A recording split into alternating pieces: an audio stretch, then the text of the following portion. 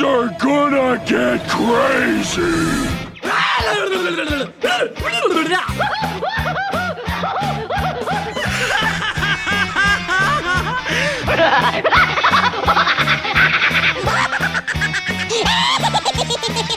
Most everyone's mad here.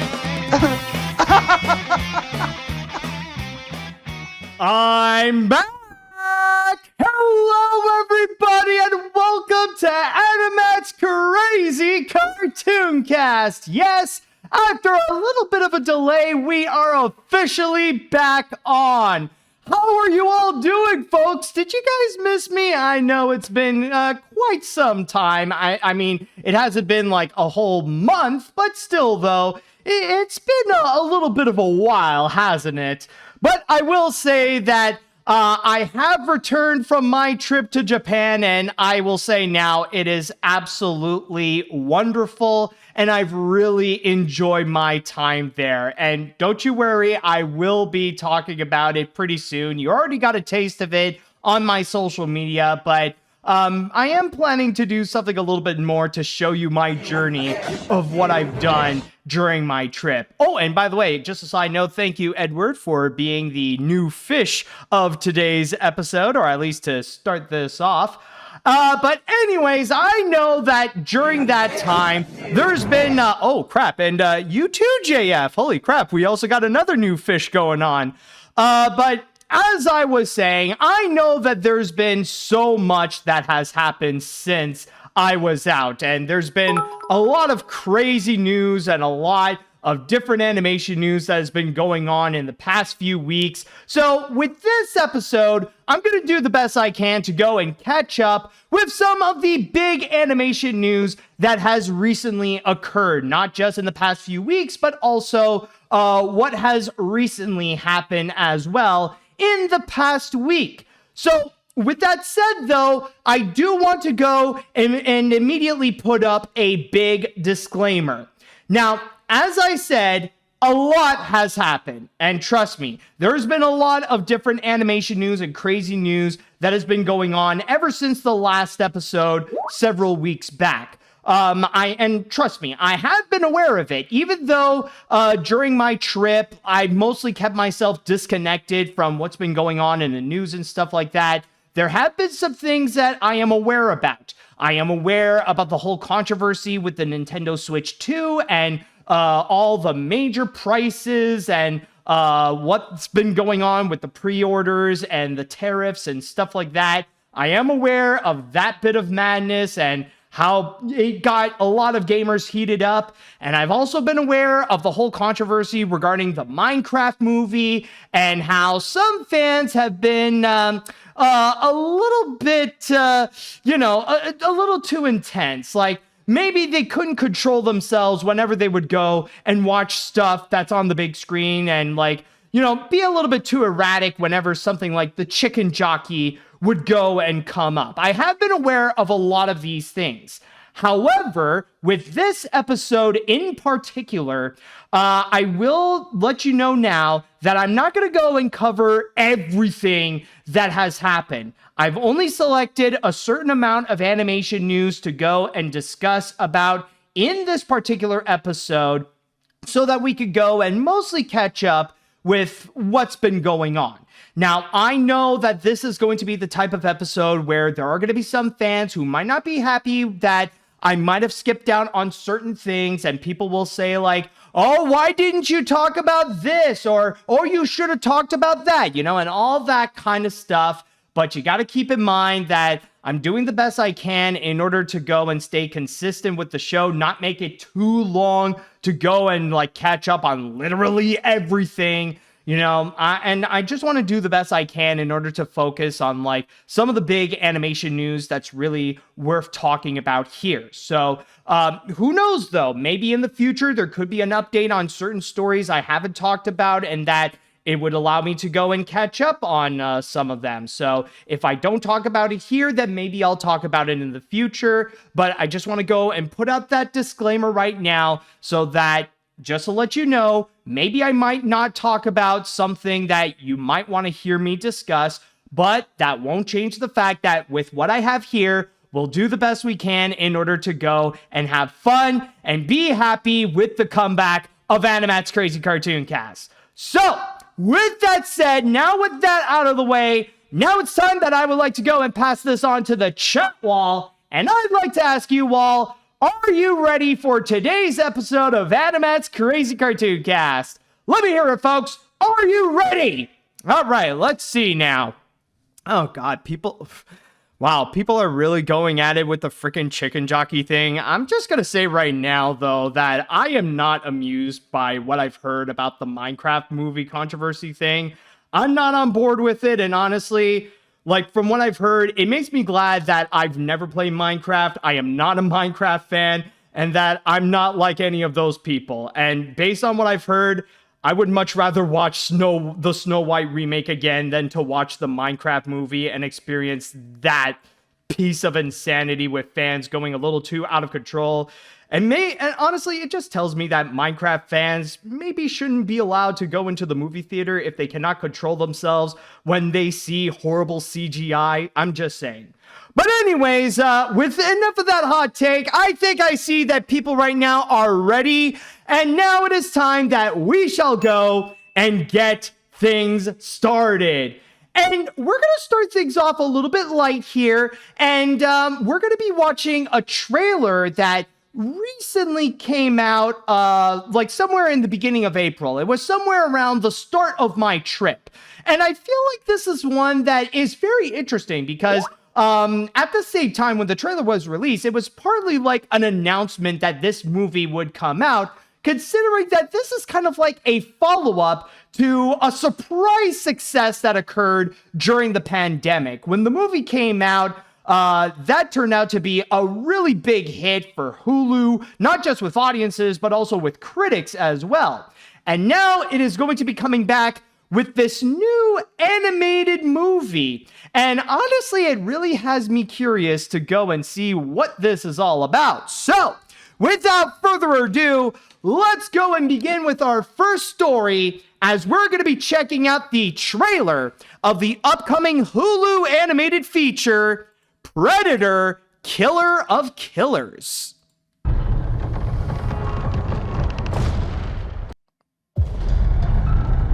Okay, I guess we have to open the door again.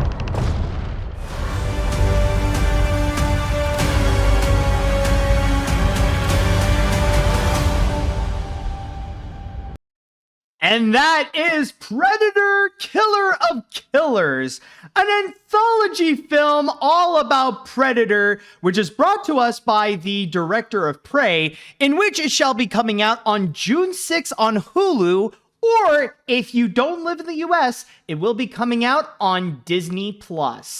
Now, I gotta say that when it comes to Prey, when that came out back in 2022, it turned out to be quite the surprise revival of the Predator franchise. That it gave Predator this, or at least it gave that franchise this brand new twist to the formula in order to make it feel fresh and exciting again.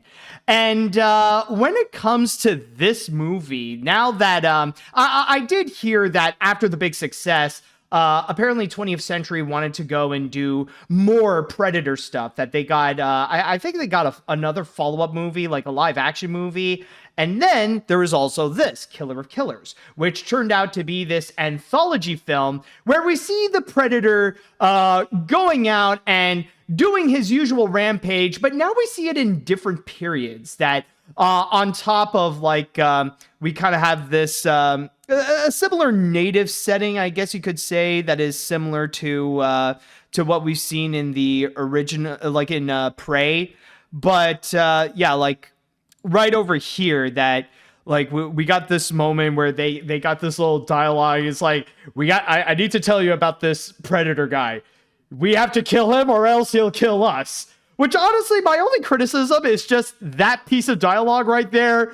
I gotta feel like, yeah, that doesn't sound like a secret. That's not something that like you would have to hide. I think like if you see, like I'm just saying, like if you see like this, like right over here, like if you see this thing here, Yeah, I think that's a pretty clear sign that, yeah, you better go and take it down before it takes you down. So you're just spitting out facts, you know? That's just like saying the sky is blue. But anyways, like you got like these different periods, but on top of that, you also, well, coincidentally enough, since I did come back from Japan, you also got a Japanese setting, which it looks like it's going to be set in more of the ancient times, like in the Edo period and stuff like that. And then you also got this World War II setting as well, where they're using planes and that World War II like artillery in order to go and fight against the predators. So it has a little bit of a twist in the formula where it shows, I guess, the history of predators and its history with human beings and how from time to time it could even come into Earth and wreak a little bit of havoc. But one thing I gotta say that it is a little bit surprising to see, or what adds into the fun, depending on who you are. Like, I know some people might not really enjoy that aspect, but for those who do, oh boy, this is definitely going to be a treat. Honestly, it's surprising to see how unapologetically violent that it can be. Like, really just going all out with the violence, just showing off the different kills that it would go and do. Like, there's a lot to go and highlight. Like, I would say, oh yeah, like this part right over here. Oh, no. Okay, that's not the one I was thinking of, but no, okay. Actually, let me just go into, this one. Yeah, like this one. Like, against the fighter pilot, just going in and just taking the dude out with the engine and going down. Like, dude, that is nasty there. Or another example is, okay, yeah. Apparently this is said to be the most replayed part. Like, you got over here. Yep, Predator. Okay, yep, just going down like that. Oh, but there is another kill. Like, just, dude was hacked into pieces. Like, where was that? Okay, I think it was, yes, okay, this right over here. Like, okay, hold on, let's back it up. Boom, this dude got hit, and just sliced as well. Like, now there's two of him, although split in half, but still, though, like, as I said, it is unapologetically violent, does not hold back on showing how the killings are done, like almost Mortal Kombat style. But still, though, if that's what you're into, you're going to be in for a treat with this one. But other than the violence that it would go and offer, I gotta say that another thing that I see in this that is extremely promising so far is the animation. This honestly looks fantastic. Of course, it's the same kind of action-packed, stylistic look that is similar to what we have seen in stuff like Arcane or in the Spider-Verse movies. But still, though, that kind of stylistic formula, it does work. And it shows, like, even in here, like, it actually works very well, where it does emphasize a lot more onto the action, where we get into it more like in this comic book sense. And even with the animation, like the way that they would go and present it, it really does work out. Like even showing the just the scenery, just the way like the cinematography is framed, seeing how the characters are like kind of like painted in a way, like a lot of it really does work out well.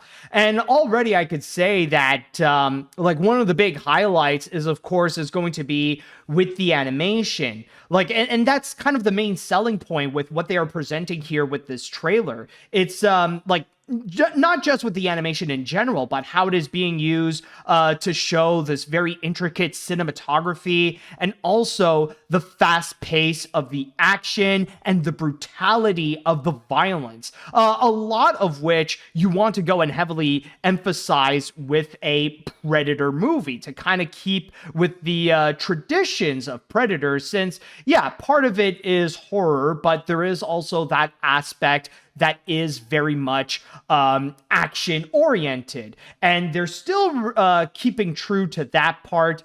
And especially in here, it looks like they're going to be using the animation very well in order to emphasize what people primarily want to go and see with these Predator movies or with what we have recently seen with Prey. So overall, I think honestly for fans of the Predator franchise, or especially if you are a fan of the 2022 Prey movie, then I think this is going to deliver exactly what you want to go and look for in a stylistic animated way. So already it looks a lot of fun.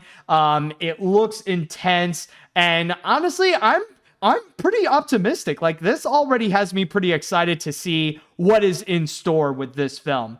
So once again, I just want to go and say that if you want to go and check out Predator Killer of Killers, then keep in mind that the movie will be coming out on June 6th on Hulu and or on Disney+. All right, so with that said, now I would like to go onto the chat wall, and I'd like to ask you all, what do you all think about Predator Killer of Killers, or at least the trailer that we have seen? Are you guys interested in checking out the movie? Are you going to go and see the feature? Are you going to give a pass on it? Is the violence a bit too much for you? Or especially if you are a fan of the Predator franchise, or if you're a fan of the Prey movie, then let me know what you think about it. All right, so let's see here. This looks awesome. I love Prey, and I love that this movie exists as a piece of adult animation. I feel like this should be more common because not only for creative potential with action scenes and settings, but also just save on cost, man. I wish it could be released in theaters, but it's good to see adult animation to be experimental and keep itself seriously. War of Rohirrim, not going to bother looking up the name, may have been a bust, but this looks way more interesting. Oh, you mean that Lord of the Rings anime? Oh, yeah. No, definitely. Honestly, I would much rather take this from what we have seen in the trailer so far than watching the War of Rohirrim again. Honestly, like, at least with this, it looks like it's not only is going to be a lot more action-packed, but it stays true to what people love about the franchise in particular. Because you probably remember I've done a review of the War of Rohirrim movie, and it just honestly, like, if you wouldn't tell me that it was a Lord of the Rings movie, I wouldn't even have noticed. Like, I would just be a bit weirded out by, like, the one random moment at the end where they suddenly do like name droppings of Saruman and Gandalf. But honestly though, that movie wasn't great. I mean, it's nicely animated at best, but other than that, it just feels like a bland fantasy adventure. All right. Anyways, back onto Predator Killer of Killers. Let's see here. I'm not a huge Predator expert, but I will say that this looks interesting. The three stories presented are kind of cool, and I like how they're all different time periods, and the animation is absolutely sick, leading to some sweet action. I'm not sure if this will be a top priority to watch, since again, not too familiar with Predator, but I could give it a watch if I got nothing else going on. I mean, what am I going to watch instead? The How to Train Your Dragon remake? Come on. Yeah, exactly. I mean, yeah, this is a follow-up to a franchise, but at least it's not a freaking remake, or at least a shot-to-shot remake from what we've heard about the How to Train Your Dragon movie that's going to be coming up. So, hey, at least, it does give us a good animated alternative, or at least a good animated alternative until maybe Elio comes out. I'll admit that I'm not really a huge fan of the Predator movies, but this trailer definitely has my attention. I absolutely love how visually impressive it looks, similar to Spider-Verse. It definitely looks very violent and intense, so overall, this has a lot of potential. Also, I have to ask, have you watched Prey? Because I've heard great things about it. Honestly, I'll confess, not yet, but I know I should. I've heard a lot of amazing things, and I think, honestly, you know what? Because of this movie right over here, because that we are going to be getting, we're going to be getting this, honestly, I think I will, because I think, honestly, like, it's sudden, but I think I might go and actually review this movie, and I'll go and watch, like, I'm going to start by watching Prey, and then I'll watch this movie so that I can go and do a review of it. So it all works out. Like, honestly, I feel like Killer of Killers will give me a great excuse to go and watch Prey. So I'll give you my thoughts on it later when I will see that film to prep up for Killer of Killers. Let's see. I remember hearing about a secret Predator film that Dan Trachtenberg, who is the director of Prey, by the way, was working on, and it looks like that film is this. I'm not going to lie, this actually looks pretty promising. And speaking of which, are you looking forward to see Predator Badlands? Honestly, good question. Like, because that is the other Prey follow-up that they are working on. So honestly, I'm going to go, let me do one step at a time. I'll go and start off by watching Prey, then Killer of Killers, and then I'll consider watching Badlands when that will come out eventually. Let's see. What other comments do we have? Let's see. Okay, I'll go and, let's see. Any other comments just to...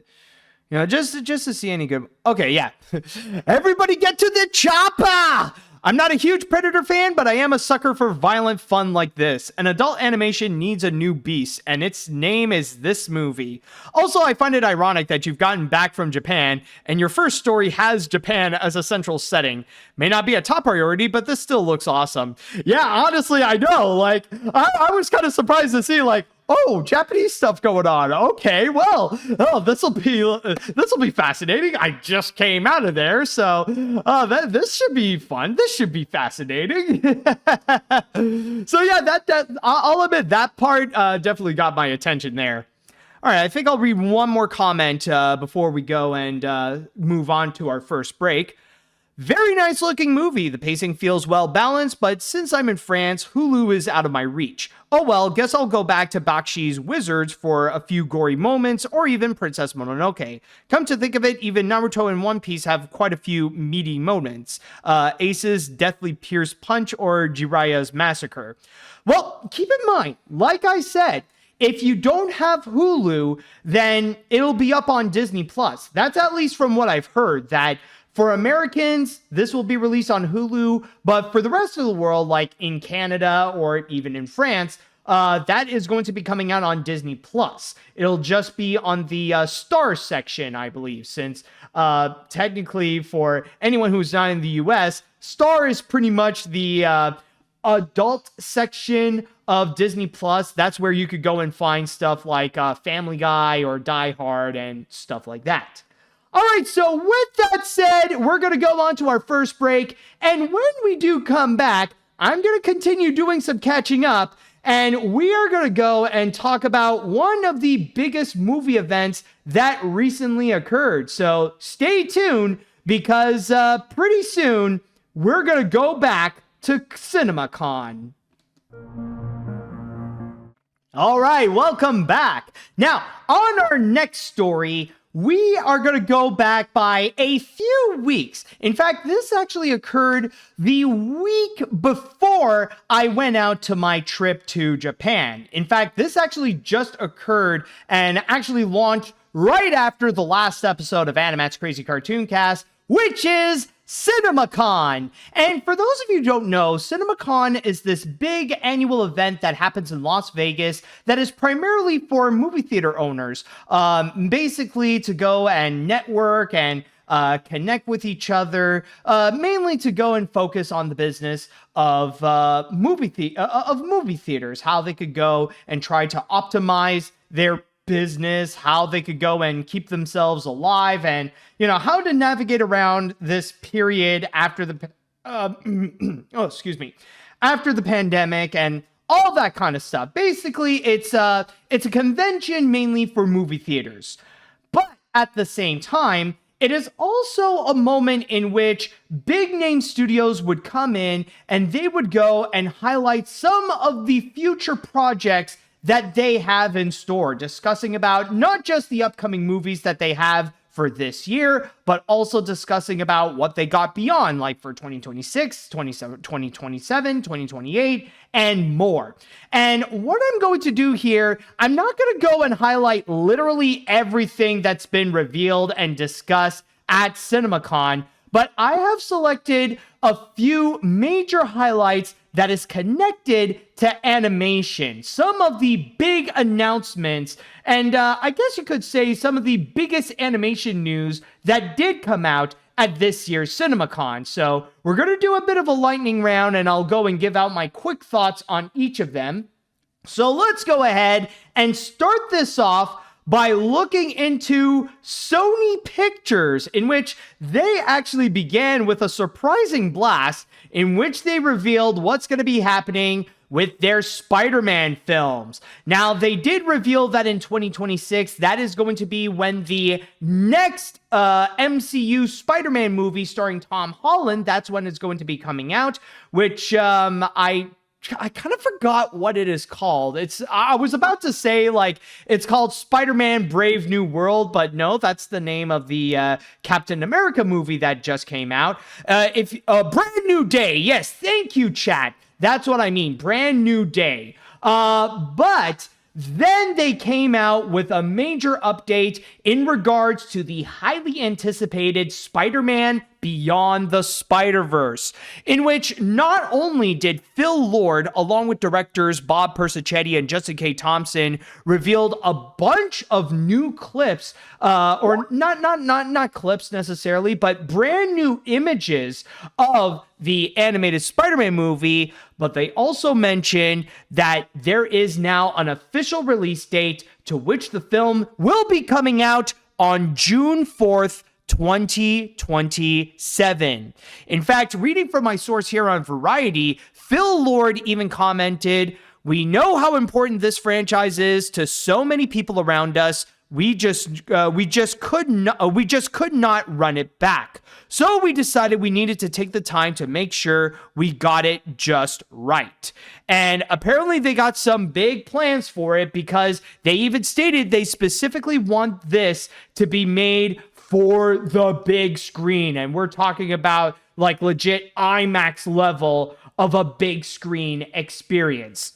And I'm just going to go and immediately give out my quick thoughts that when it comes to this release date of June 4th, 2027, I'm going to take that with a grain of salt. Because considering what we have recently learned about Phil Lord and Chris Miller and the productions that happen with their movies and with Sony Pictures Animation, honestly, it's not necessarily a guarantee that it's going to be coming out at that time. In fact, you may remember with Across the Spider-Verse, that movie had to be delayed not once, but twice. And it's not necessarily the fault of either the pandemic or the strikes that occurred back in 2023. It turned out to be mainly because of the, how can I put this? The work ethic of Phil Lord and Chris Miller, and how that turned out to be very controversial.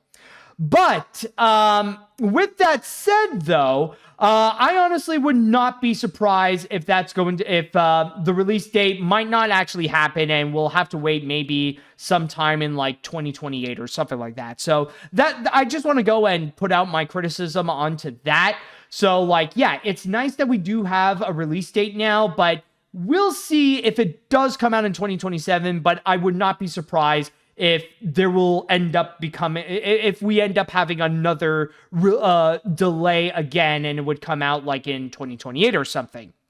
But with that said, though, I'm not going to lie, and I am pretty excited, because the stuff that they have shown, at least like the images that they publicly put out, oh boy, did it get me excited, especially to see the new kind of action that's going to be going on, to see the new version of Prowler in action. That's going to be a lot of fun to go and see. And I remember there's even an image that did get me excited. It's with Miles and Gwen, where they were talking to each other, and it looked like they were in the world of Spider-Man Punk. So honestly, like, considering how I love Spider-Man Punk and Across the Spider-Verse, I think he was one of the best new characters in there. I'm going to be very excited to see how his entire world looks. So And that's going to be a lot of fun. I'm definitely hyped up for it. So yeah, I honestly, I don't know if it will be coming out in 2027. I kind of doubt it. But still, though, it doesn't change the fact that I really am excited to see what is in store for that. But then there is another announcement that did happen, and this is honestly pretty surprising to hear that it's from this studio in particular, and that is Lionsgate, because they have revealed that they actually have an animated John Wick movie in the works. Yeah, it's kind of surprising to hear an animated John Wick movie. Well, what are they going to do with that? Well, from what they have revealed is that apparently this isn't just a new movie. This is apparently going to be a prequel, to which it is stated over here, now reading from my source on The Hollywood Reporter, it is stated that the new film will take place prior to the events of the first John Wick movie starring Keanu Reeves that hits theaters in 2014. The new project sees Wick completing the impossible task of killing his foes in a single night to fulfill his obligation to the High Table. So basically, this is all about how John Wick first got his freedom. Basically, the big task that he has to do before he decided to go and initially quit his job as an assassin and stuff like that, so that, you know, he could move on to go and have the regular life that he wanted, at least before the events of the first John Wick that did occur. And we do actually have some people that are noted to be in the works on this. Of course, Keanu Reeves will be coming back to play as John Wick, or at least voice the character. The producer of the John Wick movies, Chad Stahelski, will also be on board as a producer again. And this time around, the script is going to be written by Vanessa Taylor, and the movie shall be directed by Shannon Tyndall, whom recently you may remember is the guy who has directed Ultraman Rising. Now, I will admit, I'm not a big fan of the Ultraman Rising movie. I mean, the animation is spectacular, but I feel like that script is just so mediocre.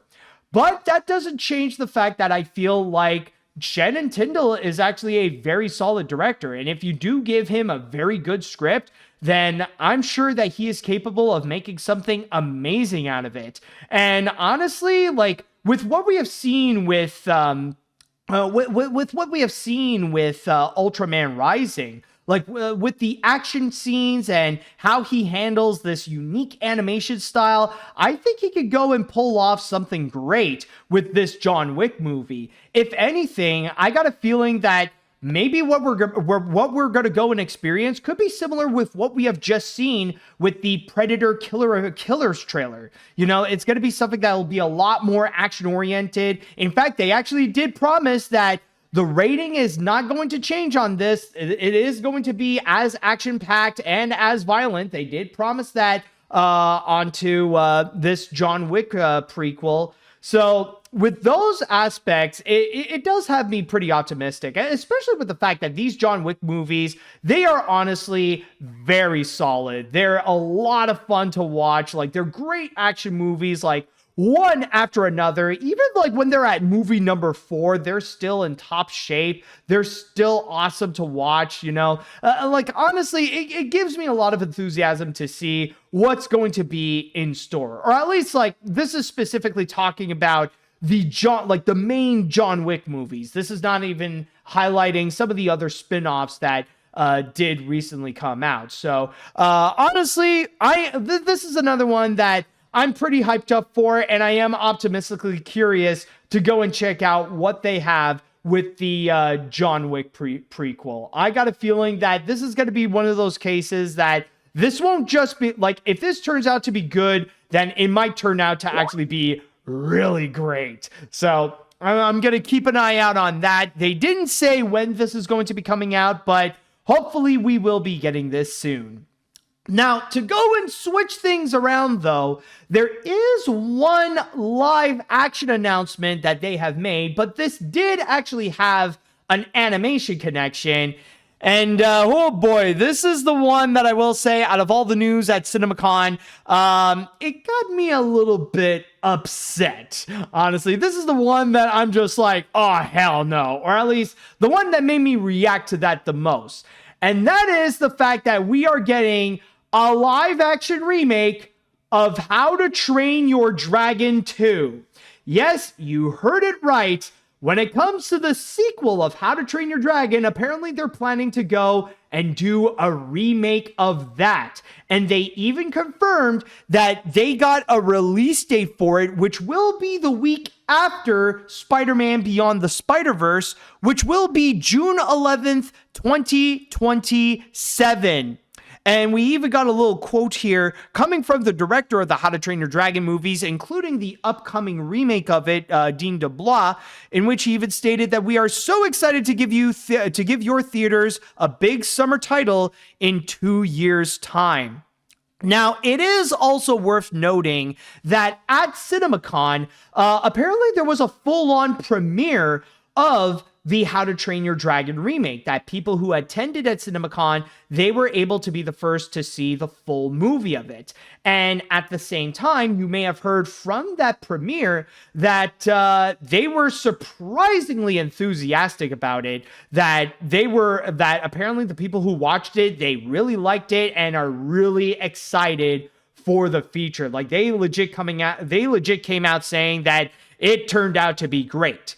Which honestly, I'm just going to put in a heavy amount of doubt on. I believe that I honestly believe it's more likely that Beyond the Spider-Verse would come out in 2027, more so than this How to Train Your Dragon remake would actually turn out to be good. Because the thing is that you got to keep in mind that it is a premiere and that it did have people there like the filmmakers and the actors like Dean DeBlois and Gerard Butler and stuff like that. So of course that did play a significant factor onto people's opinions and people's mood about it. Keep in mind that people did say the same thing during the premiere of the Snow White remake. So whatever reactions that did come out of CinemaCon, that won't necessarily change much. And I still have my doubts in regards to the How to Train Your Dragon remake. But when it comes to the announcement that now they're going to be remaking the sequel, oh boy, honestly, that is one thing that I feel like, man, Universal, you're kind of pushing it a little bit too far, because I personally love How to Train Your Dragon 2. That is honestly my favorite movie of the entire franchise, and it's the one that honestly made me a full-on fan of the How to Train Your Dragon movies. Like, yeah, I did think the first movie is good, but I'll admit, hot take, I didn't find it to be like the full-on masterpiece that people were really hyping up about. However, when it comes to the second, though, I feel like that's the one that's like, okay, this is the masterpiece. This is the one that people are hyping up, saying that it's like one of the best movies in recent years. And honestly, like, yeah, I love How to Train Your Dragon 2. And the fact that now they're going to go and try to remake that film, that's like, okay, honestly, you're taking it too far. I feel like I'm taking this personally. But yeah, honestly, I know also, I just want to say, I know a lot of people were pretty shocked of the fact that, yeah, they're going to be like, they announced that they're going to go and make a sequel after, like, before the first movie would come out. And honestly, it's not that big of a surprise, because I've seen it from time to time that studios would go and have a lot of enthusiasm and put in a lot of hype on the movie they would work on, so much so that they immediately went and start working on the sequel. Like, that is nothing new. But still, though, the fact that we're even getting a How to Train Your Dragon 2 live action remake, that honestly I'm not excited for. That honestly I'm just there like, nah, man, you're pushing this to the limit now. You'll like, honestly, stop when you can, man. Because honestly, no, if you're going after like one of my favorite DreamWorks movies, then honestly, no, I will not forgive you for that. But then finally, last but not least, there is, honestly, this is not just one announcement, but this is like a full-on lineup that I want to go and highlight here. because this will go and actually present what the future holds for one studio in particular and what they are going to do when it comes to coming back with their animated features on the big screen. And what I'm talking about is Warner Brothers Pictures Animation, because they actually revealed a huge amount of movies that they have in store, which will be happening starting 2026 and beyond, like with 2027, 2028, and more. So now going on to my list here on Animation Magazine, the stuff that they have revealed and discussed about at CinemaCon includes The Cat in the Hat, their animated adaptation that's going to be coming out on March 6, 2026, in which Bill Hader, who's going to be playing the cat, he actually presented to the people at CinemaCon the unfinished early trailer of what's going to be in store with this movie. And then afterwards, between 2027 and 2028, it looks like they're going to have a bunch of animated musicals coming out. The first of which will be coming out in July of 2027, is going to be Bad Fairies, in which it will have music from Toby Marlowe and Lucy Moss, and it's going to be directed by the creator of Centaur World, Megan Nicole Dong, along with animation being done at Locksmith Animation, the people who have brought you Ron's Gone Wrong and That Christmas. And speaking of That Christmas, by the way, the next movie Warner Brothers has after that is actually going to be a Christmas movie, which will be called Margie Claus. And originally, this was supposed to be directed by Ben Falcone, but then, ever since it was first announced in 2019, I guess there was a lot of switch-ups that happened during production, and now it is going to be directed by animator Shane Prigmore. But one thing that hasn't changed is that it is going to be starring Melissa McCarthy, who I guess will be playing Margie Claus, and that is going to be coming out on November 5th, 2027.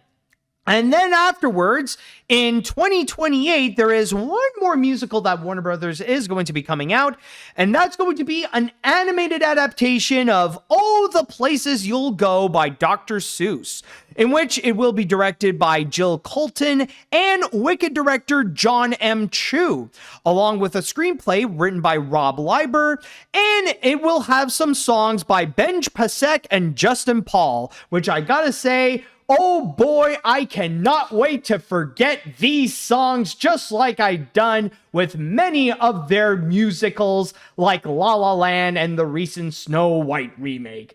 So yeah, I'm not gonna lie, I'm not really that excited for All the Places You'll Go. I mean, like, John M. Chu is definitely a great director, especially with what he has recently done with Wicked. But with these songwriters here, yeah, I don't think it's going to be that great of a musical in the first place.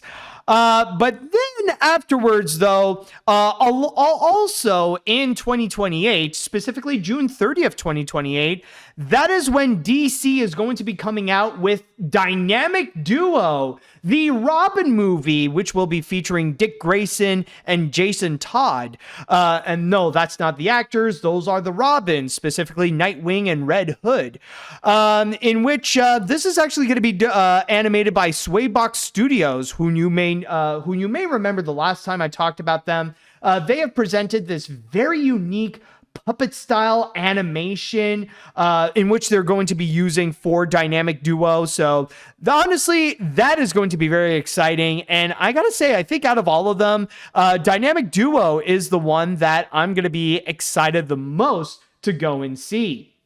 But then at the same time, what's going to be happening beyond Warner Brothers is going to be looking into many of their legacy movies, or at least their legacy properties, in which, of course, we got Meet the Flintstones, which they're still working on, in which it is going to be directed by the same duo who did the Super Mario Brothers movie, which is Aaron Horvath and Michael Jelenic, as well as an animated Tom and Jerry movie, and even a Looney Tunes movie that's going to be coming soon. What is it specifically? Well, I guess we'll have to wait and see with what that is going to be in the next few years.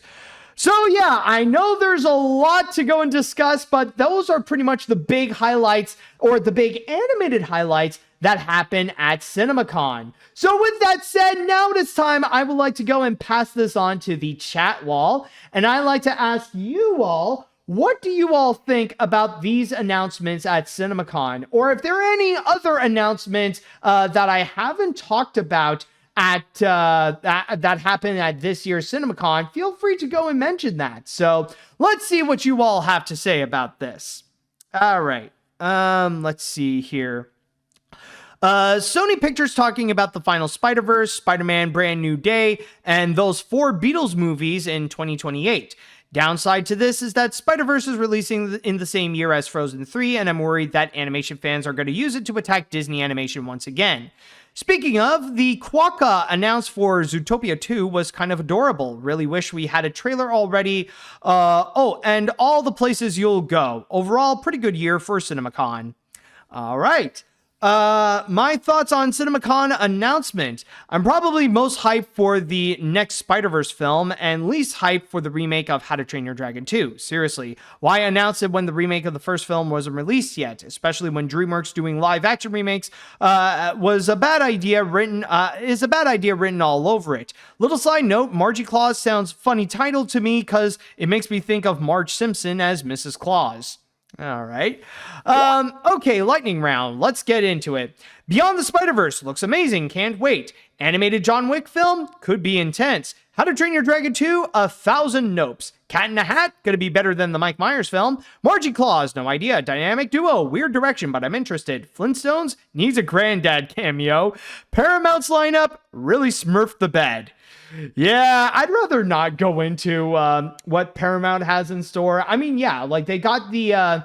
I did hear they did get a preview of the animated... of the upcoming SpongeBob movie, the one with the Flying Dutchman. They even brought in Tom Kenny and Mark Hamill to go and introduce it.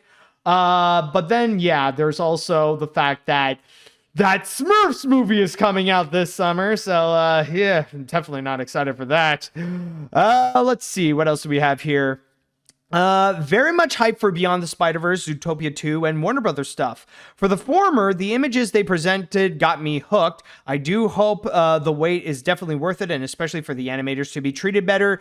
Also, you cannot forget the whole Disney Plus Netflix deal Sony has, especially when Across the Spider-Verse is moving to Disney Plus next month.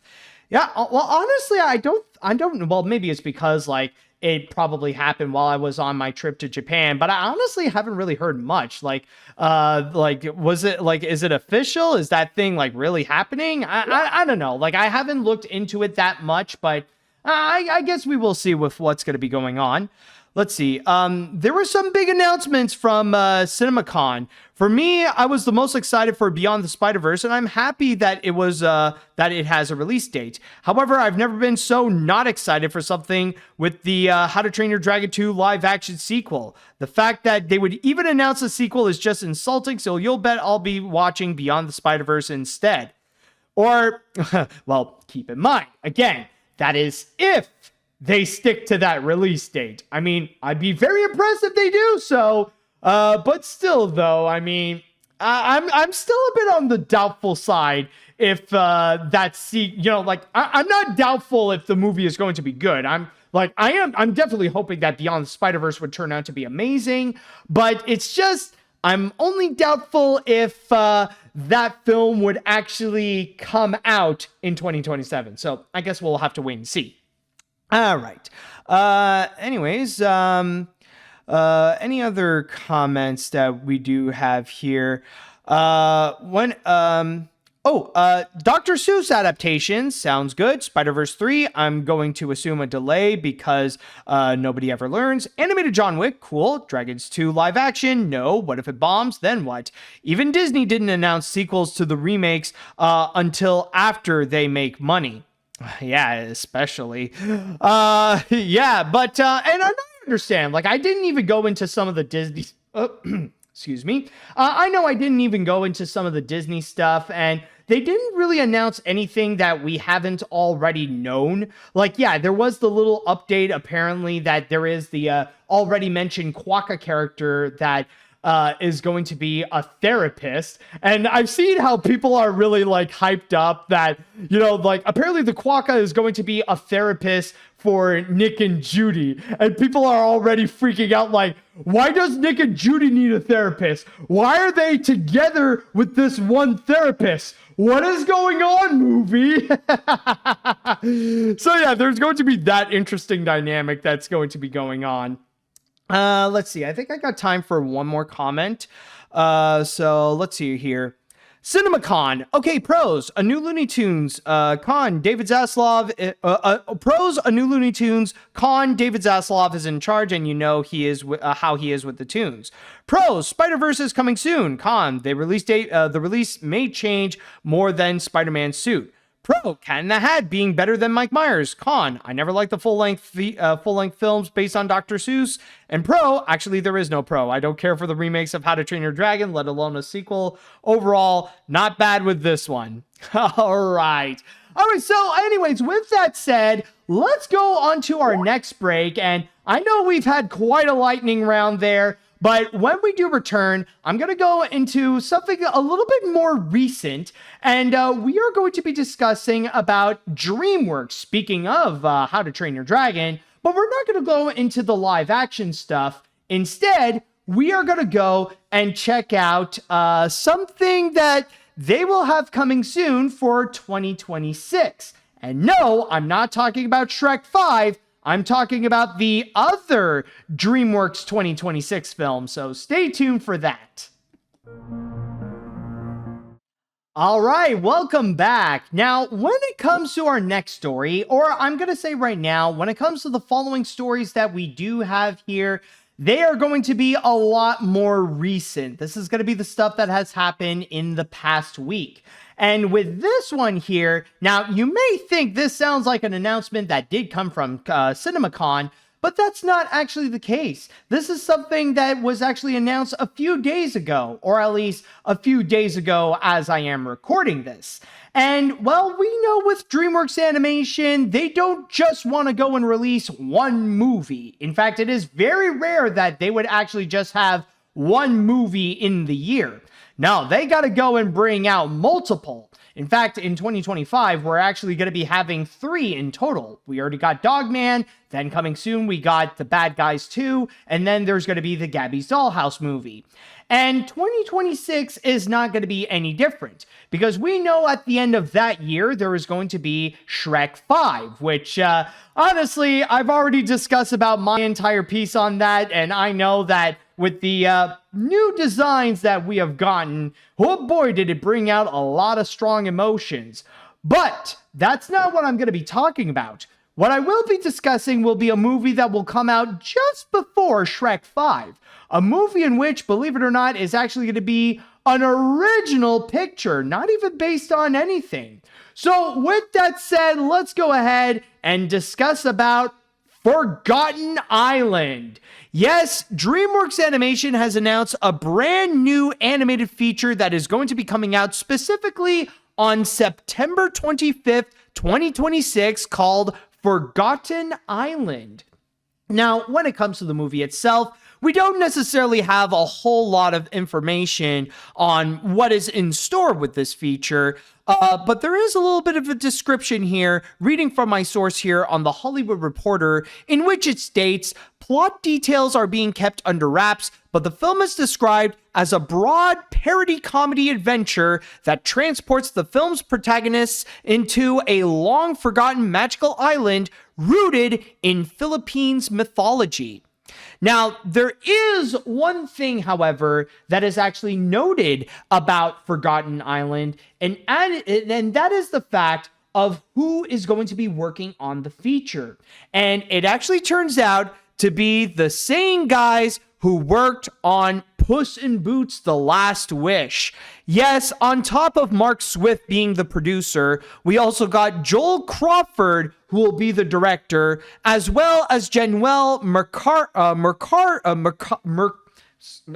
excuse me, sorry for the stuttering, Jenuel Mercado, which, by the way, hopefully that's how you say his name. I might have butchered it, and I do apologize for that. In which he is going to be also a director of this and a writer, which, by the way, it is worth noting that for Mercado, this is actually going to be his full-on directorial debut, or at least credited as a full-on director. Because previously, when he was working on the movies with Joel Crawford, he was only more like in just a bit of a lower position, like still like one of the big bosses in charge of the movies, but he had to go and climb his way up in order to become a full-on director. Like in the second Cruise movie, he was only the head of story. And with Puss in Boots: The Last Wish, he was a co-director. But now with this, he is a full-on director alongside Joel Crawford. And now he is also a writer as well. And that's pretty much all that we know so far on what's going to be coming up with Forgotten Island. And I'm not going to lie, it does sound very intriguing. And not to mention, it is very surprising to hear that we are going to be getting a new original feature from DreamWorks Animation, especially with the fact that with a studio like DreamWorks, like, you never know how they are going to be, especially when it comes to delivering some original projects. Like, nowadays, like, it is hard to go and find, and it is kind of uncertain if we are going to see more of these original animated features on the big screen. Even nowadays, like even with Disney, it feels like, the chances of them bringing out more original stuff, like, it seems a little bit hard to go and figure out. Like, we know there might be one coming out in 2026, but then again, we also do know that they got stuff like Zootopia 2 and then Frozen 3 and Frozen 4 and stuff like that. So, like nowadays, original animated features coming out on the big screen,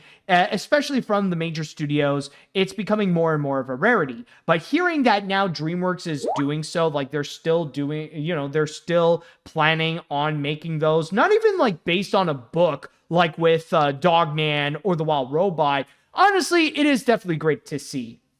But one thing that definitely will grab people's attention is the fact that the same people that brought us Puss in Boots: The Last Wish is going to be working on this particular feature. And trust me, I love Puss in Boots: The Last Wish. I definitely do think it is one of DreamWorks' best movies that came out in recent years alongside The Wild Robot. It is definitely a phenomenal feature. But with that said, though, that doesn't necessarily guarantee that it is going to be a fantastic movie. I mean, as great as it would be if we would see that same kind of animation style be implemented onto Forgotten Island, there could be that chance, though, that it might come out as something like The Croods 2, for example, which honestly, I'm not that big of a fan of. But I will say that with The Croods 2, like the animation is definitely solid. It is very well done. It is colorful. It is creative. Definitely like the animation work that they did on The Croods 2. But then again, as a movie, it's more like, not the best sequel that I've seen from DreamWorks. But then again, though, I will say that with this movie in particular, I think like the point that I want to make is that the element that I feel doubtful for, at least for now, is the fact that they emphasize that this is going to be more of a comedy. And that's kind of the big thing, is that if they're going to be making more of a comedy, then they might end up making something that's more like The Croods 2 than Puss in Boots: The Last Wish. Now, not to say that Puss in Boots is not a comedy. There are definitely some funny moments that did occur, but it is a bit more of an action-oriented feature. And that's kind of like the big goal with the animation style, is that they want to make something that is more stylistic, that fits into that action tone whenever Puss would go, like, or not just action, but more like action adventure to help emphasize the journey that Puss would have to go through. And this is more in contrast to something like The Croods 2, in which that one, the animation is more of the standard CG animated feature that you would go and normally expect. So in that regards, I feel like if they are going to go and make something that is more of a comedy, then they would end up creating something that is going to be more in the typical CG animated side, more so than something that's stylistic, like we have seen with not just Puss in Boots: The Last Wish, but also with The Wild Robot. And honestly, just thinking about it, and as I was talking, it did make me realize of when they would go and use stylistic animation, because like, yeah, nowadays it definitely is all the rage, and we've seen many different versions of it, rather it be like with Spider-Verse or Puss in Boots: The Last Wish, or even Disney's Wish, like that also has its own stylistic animation going on. But it's interesting because whenever they would go into it, we've often seen it more used for stuff that's action oriented, like, or something more dramatic, or something that's meant to be more heartfelt, for example. Like, there are many different ways, but it's, nowadays it's kind of funny that it's kind of rare that we would go and see that be used in a comedy sense. And I guess it is hard to try to figure out how you could go and pull that off. And I mean, yeah, there can be some unique directions that you could go with it. And a great example is what we have recently seen with Dogman. With Dogman, like, it decided to go and fully embrace the Dave Pilkey style, by like emphasizing a world that is made by a kid's drawing, for example. Like, they definitely did a great job with putting out that kind of stylistic animation that does help out with the comedy, but to be fair, I don't think that's going to be the direction that they will go with Forgotten Island. Or another example is probably with something like The Mitchells versus the Machines. That could be something that would be considered a little bit more of a comedic movie, but then again, like, when you think about the animation, that is something that is used a little bit more, like with Spider-Verse or Puss in Boots, that is meant more to go and emphasize on the action, or emphasize more on the mood of the characters, similar to The Wild Robot, or maybe a bit of Wish as well. It's more like in that direction, more so than really with the comedy per se. So all this is to go and say that with, with the works of, with Joel Crawford and Januel Mercado, I feel like you would expect maybe there would be something like Puss in Boots: The Last Wish, but honestly, I doubt if we are going to be getting that same kind of animation style with Forgotten Island, or especially with the fact that it is going to be a more comedy-oriented type of feature. So I don't know. I'm not, in that regards, I'm not going to go and put my hopes amazingly high that, they're going to come out with another Puss in Boots: The Last Wish. But honestly, but that's, even though, like, maybe I'm not going to, like, set my expectations high, I do see the potential that maybe there could be something good, especially if it's going to go and play around with Philippines mythology.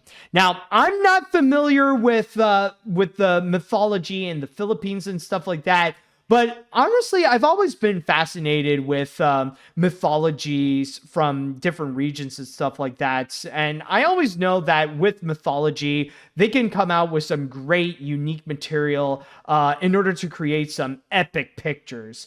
And in that regard, I feel like honestly, I feel like the mythology aspect could be something that might end up becoming like a make or break deal. Like, honestly, it will be something that we'll have to wait and see, but if they know how to use it correctly, then they can use that to show like a really creative picture. And maybe that's going to be the hook that will bring audiences into this picture. But honestly, we will have to go and wait and see. Again, we don't necessarily have a lot of information. For now, I'm just only making speculations on what to expect or what not to go and expect. So overall, I would say with my thoughts is that, yeah, it's exciting to see that the filmmakers of Puss in Boots: The Last Wish are coming back with a new original animated feature. However, considering that it is a comedy, I highly doubt if we're going to see that same kind of like pizzazz or the like that special element that made Puss in Boots: The Last Wish an amazing feature. But at the same time, there are elements that do sound promising with it, including the factor that they will be looking into some Philippines mythology. So it might have, overall, it could have some potential. But I think like I'm going to be leaning more into the wait and see kind of attitude. Like I can see where it could work, but at the same time, I'm not going to say that it's going to be terrible. I highly doubt if it's even going to be bad in the first place. But honestly, like how good or how memorable it will be, that's going to be that's going to be something we will have to wait and see. And we might have to wait a little while, but we'll figure out we'll figure out how it's going to be when the movie shall be coming out on September 25th, 2026. All right, so with that said, though, now I would like to pass this on to the chat wall, and I'd like to ask you all, what do you all think about Forgotten Island? Are you guys excited about the movie? Are you guys a little bit doubtful about it? I would love to know your thoughts on the entire film, or at least what we know so far about it. Okay, so I definitely do think this has potential. Considering DreamWorks is bringing some of the people who worked on Puss in Boots: The Last Wish, I could definitely see how this could be an interesting new property for DreamWorks. And the idea of it being about Philippine mythology sounds interesting. So overall, I'm hoping for the best, but hey, still a better idea than making a live-action remake of How to Train Your Dragon, but also a better idea than making a sequel to that live-action remake. Oh boy, I could see there is still some salt on that particular story. Anyways, I think I've heard about Forgotten Island when I was talking to the artists that were nominated for The Wild Robot at the Annie, saying that it's an original film and was recently greenlit by DreamWorks. I think this is one, and I think it's this one, and I'm 100% anticipated for it. Hopefully it will continue the stylization that DreamWorks has been obsessed with. Also with Pixar's Hoppers, that Untitled Disney animation film, and Sony Animation's Goat. Glad to hear another original film announced, especially from DreamWorks. Yeah, it is true. I mean, yeah, 2026 sounds like we're going to be getting a good amount of original animated features. Like we're getting one from Sony, we're getting one from Disney Animation, we're getting one from Pixar, and we're also getting one from DreamWorks. So that definitely is hopeful for originality, and that it will definitely give us a good break from having a bunch of sequels. This is not to say we're not getting sequels, because yeah, 2026 will still have movies like Shrek 5 and Ice Age 6, but still though, like we're definitely gonna be getting more original features coming up, and that honestly is great. Anyways, let's see now. Oh, okay, yeah, all right. I haven't read this one.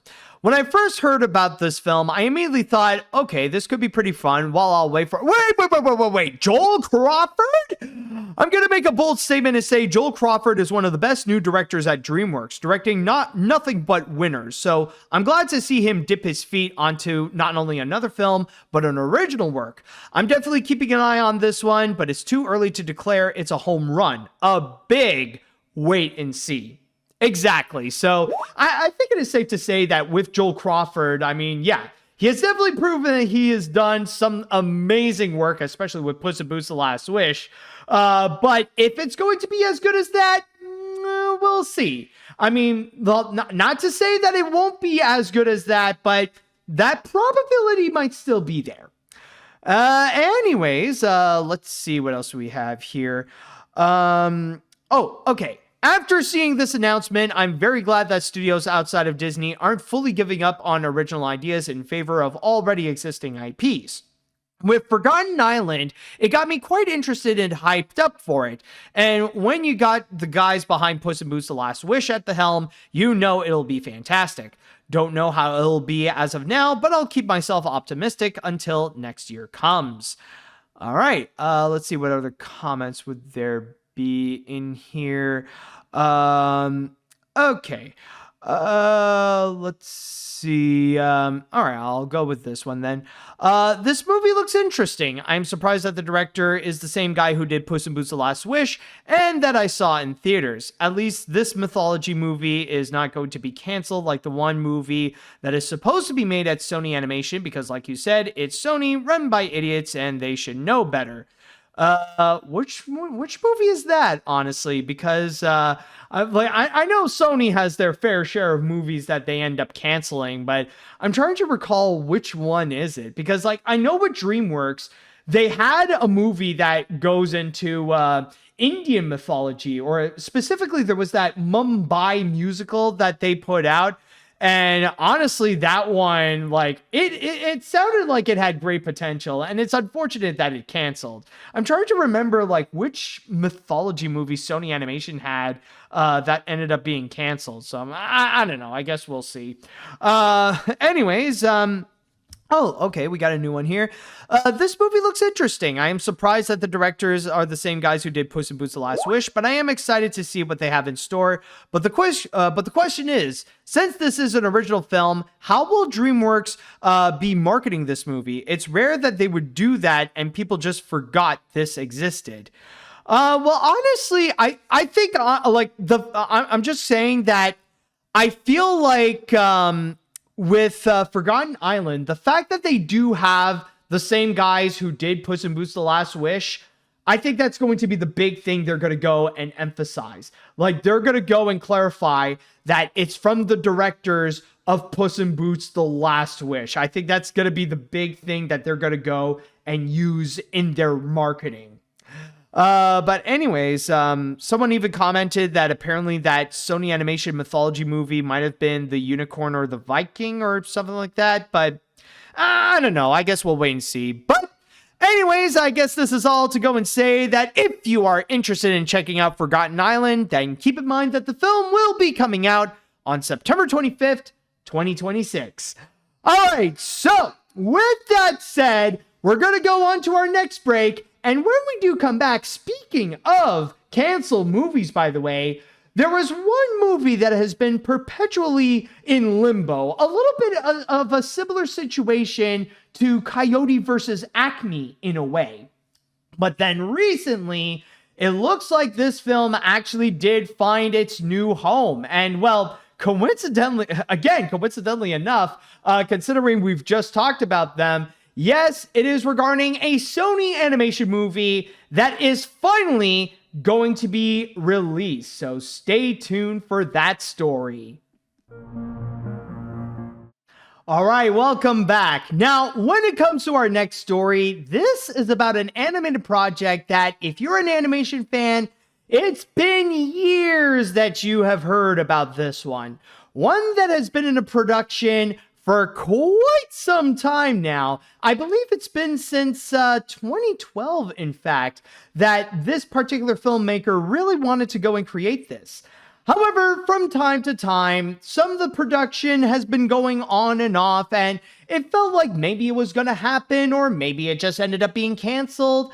But then we heard recently, it looked like the movie was actually complete, but the only problem is that it didn't find someone who wanted to go and release it. Even the studio that actually created it didn't really want to go and release it. Now, it took some time, but finally, it actually found a new home. Yes, this actually turned out to be a similar case to Coyote versus Acme, a movie that was complete, but didn't want to be released, or at least the studio didn't want to go and release it. And it was up to another company to go and actually release the feature.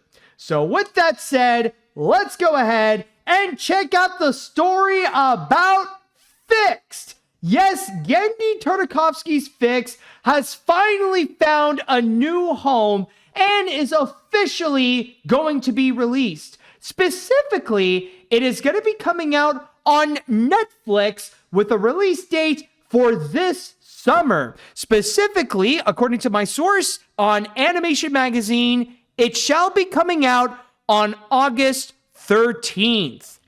Now, you might be wondering, though, what is Fix? Or at least, if you're not familiar with this movie, or if you haven't heard much about it, what does this movie entail? Well, I'm going to go and read you the summary that Animation Magazine provided here, in which it states, from visionary director Genndy Tartakovsky comes Fixed, an adult animated comedy about Bull, an average all-around good dog who discovers he's going to be neutered in the morning.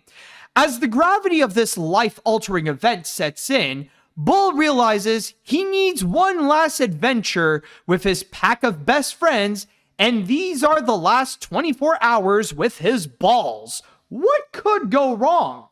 So yeah, it does sound very raunchy, doesn't it? Well, yes, it is. Because the thing with Fix is that the movie is an original 2D R-rated animated feature. And I'll get into that aspect a little bit later, because admittedly, that actually did play a factor into how it did get a bit of difficulty in terms of finding a distributor.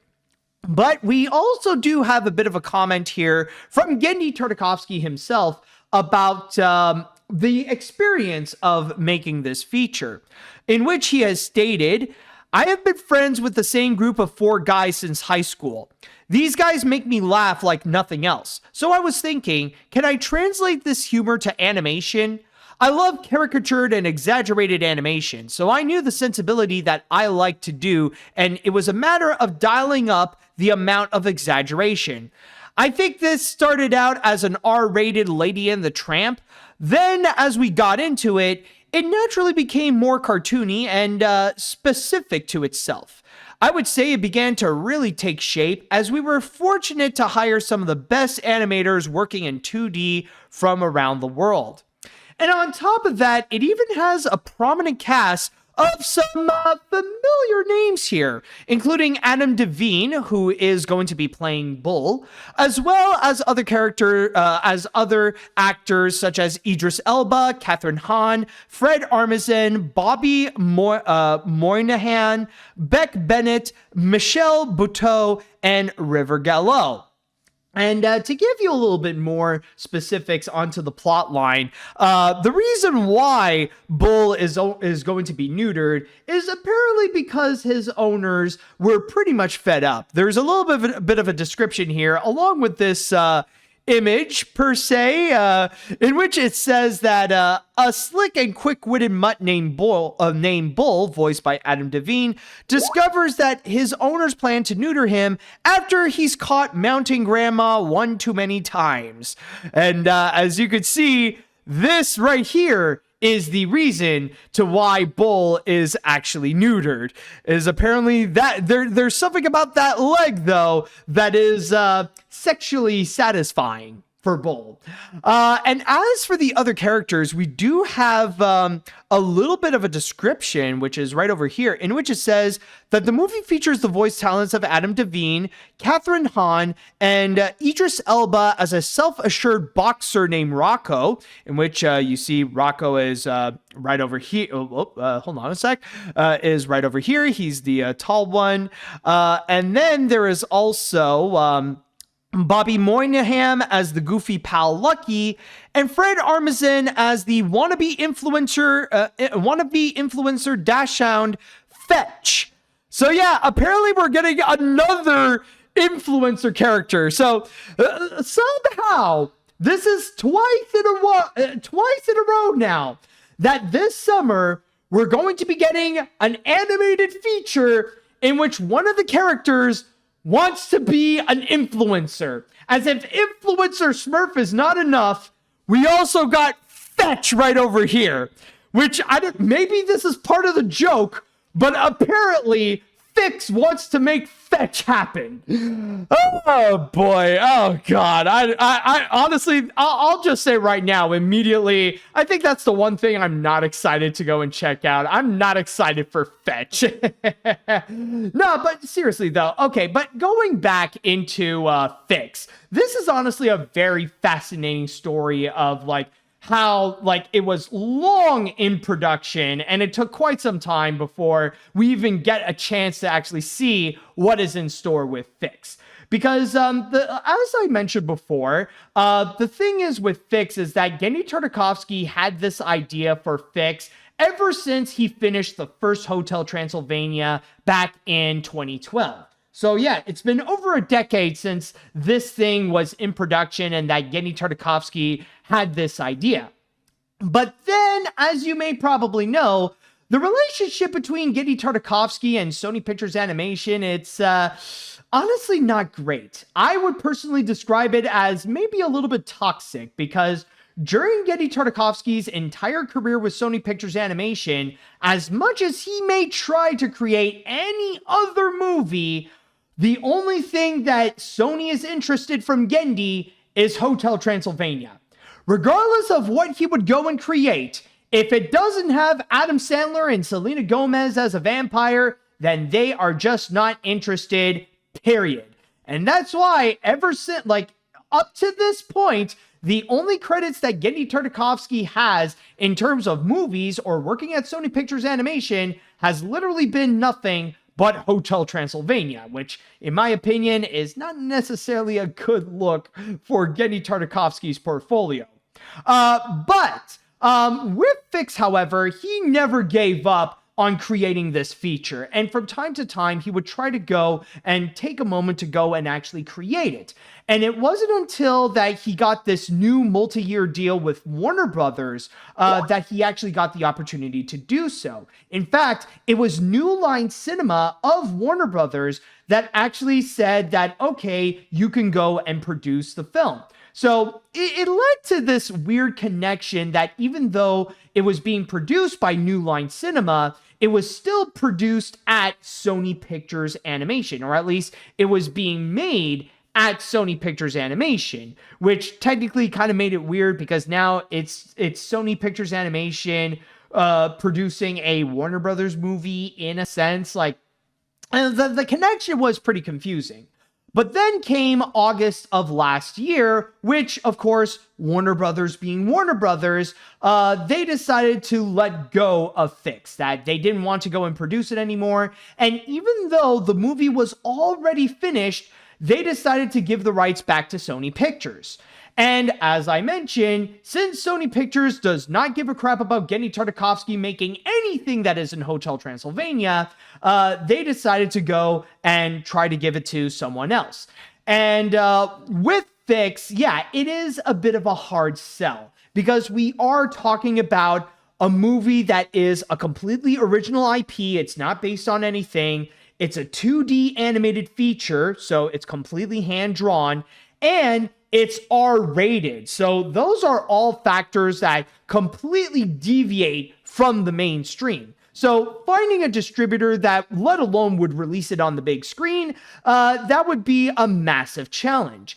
And it wasn't until Netflix decided to step in. And there were times in the past where Netflix wasn't really that interested in the first place.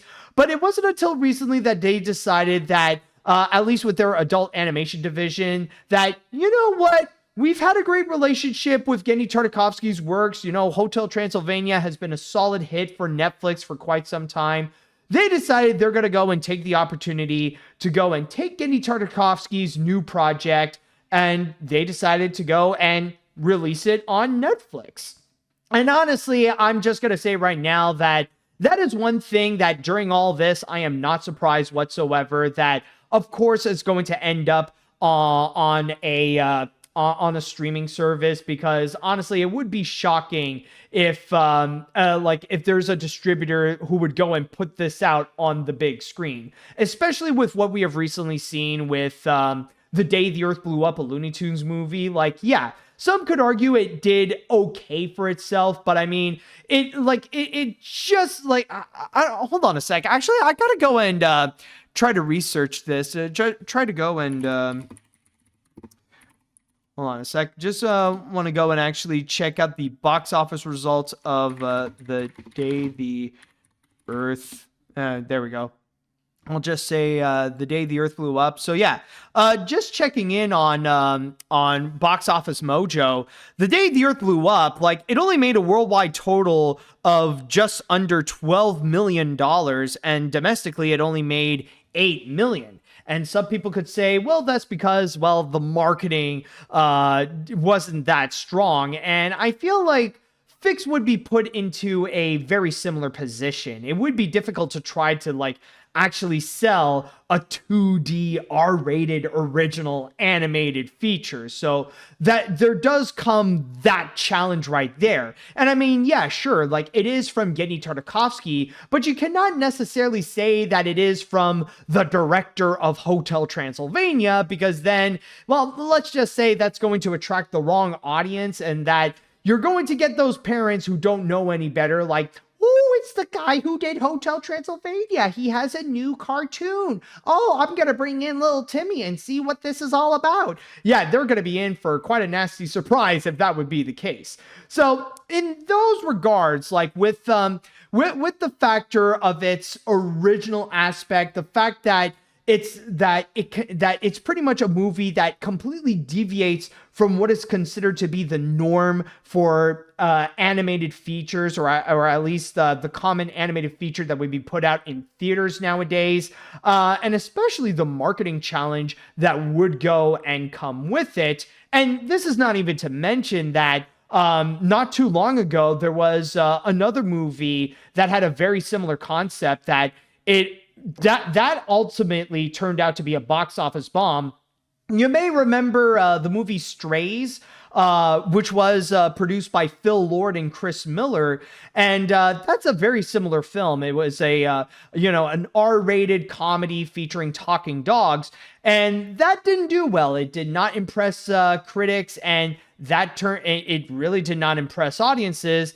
And that turned out to be a big flop. I think like this was something that I think the film might have lost money also. So I wouldn't be surprised if that was also a factor that made Fix a very hard sell for studios and for distributors. So I feel like ultimately in that regards, like the safest bet would be for it to go onto a streaming service in itself, like something that is like either Netflix or maybe Amazon Prime or Apple TV Plus or something like that. And I think ultimately it would be either Netflix or Amazon, considering that they did have a solid relationship with Genndy Tartakovsky, and or at least the projects that he has produced, like with Hotel Transylvania. So the factor that it did find a home with Netflix, I honestly, it feels like, yeah, it fits. I think it ultimately does work out. And honestly, I feel glad that, this project is going to be released. It did find a new home, even though Sony is completely negligent from wanting to go and release most of their animated features. Like, again, it just feels weird how Sony has been pretty distant from Sony Pictures Animation, especially with the factor that they're more interested in releasing stuff like the Garfield movie on the big screen, while most of the Sony Animation stuff has just been out on Netflix. Like, yeah, sure, I know that, they have shown some interest in releasing films on the big screen. Like they got GOAT in 2026. And then, of course, you got Beyond the Spider-Verse in 2027. But still, though, it doesn't change the fact that the relationship between Sony Animation and Sony Pictures, it feels like it's very complicated, or more complicated than it should be. But still, though, with Fix coming out on Netflix, hey, at least it is going to be coming out. Now, is it going to be a good movie?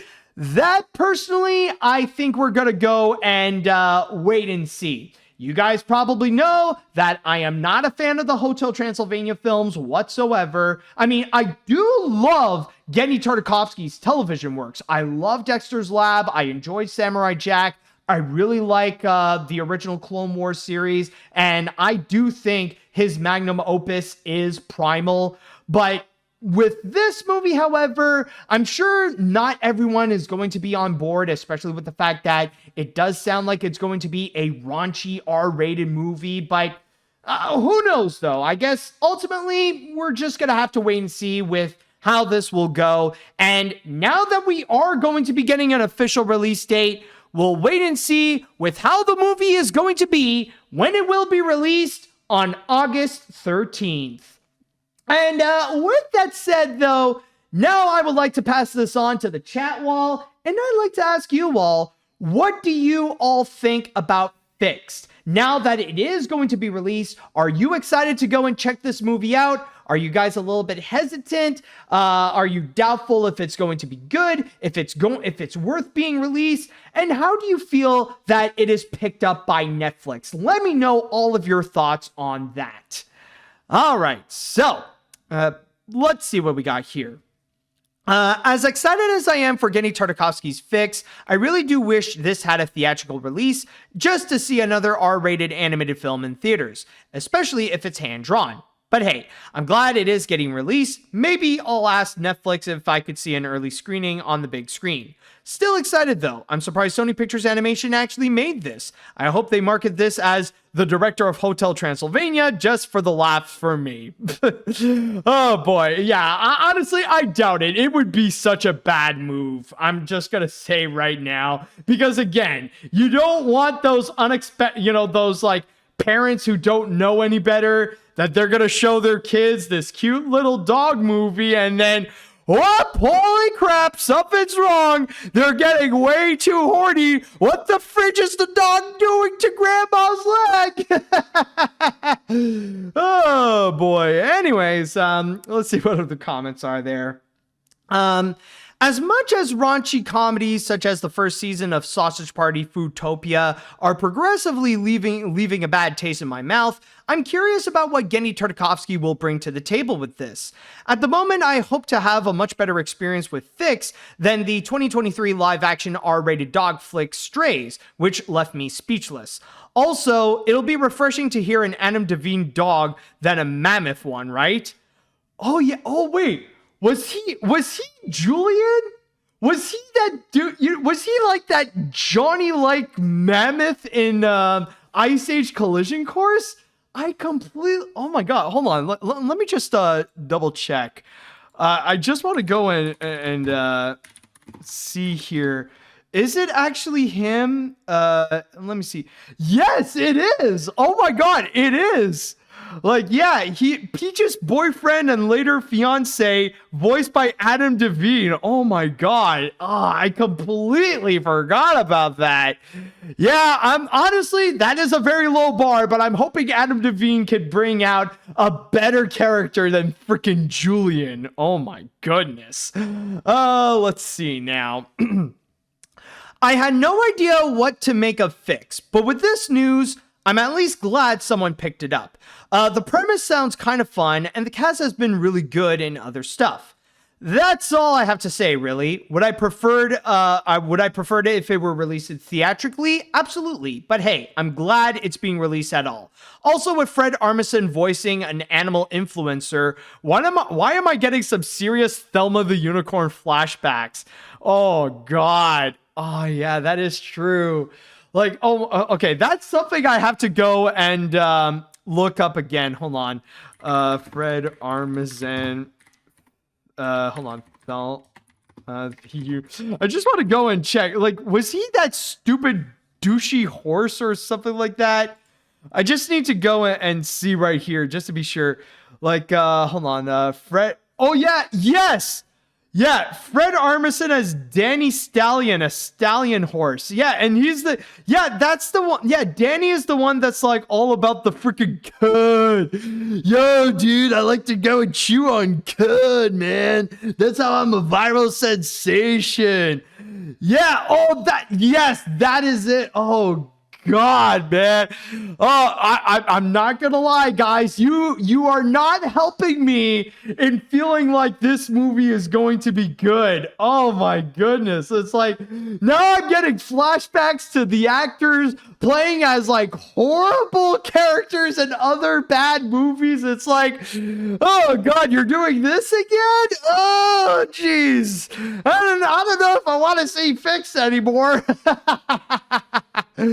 Okay, anyways, Let's see what else we got here. It's a shame that Fix is going straight to Netflix, but hey, at least it is getting a proper release in some capacity.